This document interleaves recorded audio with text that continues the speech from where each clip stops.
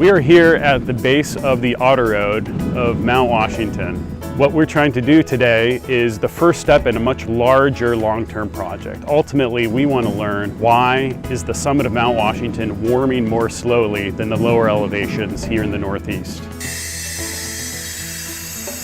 Plymouth State University students set up the weather balloon system, while myself and Adriana Bailey set up the water vapor isotope analyzer in the truck. We started off up the Autoroad taking vertical profiles of weather variables and the water vapor isotopes, while the students took on the responsibility of launching the weather balloons at the same time that we are on the mountain, so that these profiles are captured at the same time.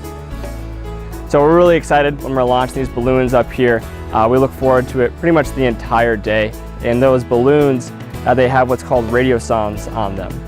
Those radiosondes are in essence small weather stations. They are measuring wind speed through GPS. They're measuring wind direction for us. They're measuring barometric pressure, humidity, and temperature. And every couple hours we're doing these launches and we're doing these vertical profiles to actually watch as the boundary layer changes throughout the day. So we're really trying to look at climate change, see how it can move and change on the mountain, which can actually affect some vegetation and animals up there as well. So that's our really long end game sort of scenarios, looking at how it affects the climate on top of the summit. Sometimes the boundary layer can be locally higher right around the mountain itself.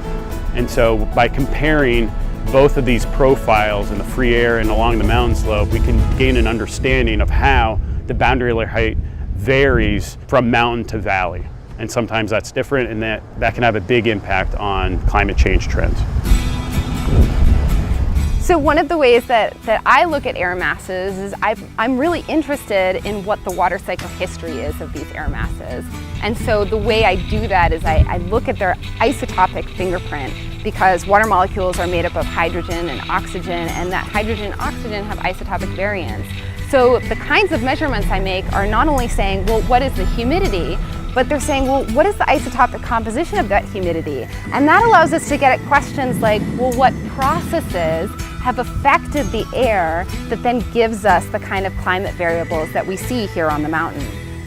Studying the boundary layer will help us understand how the climate is going to change for elevation, especially in mountainous regions, which then will help us inform how various industries that depend on this climate and these conditions will need to change and adapt into the future.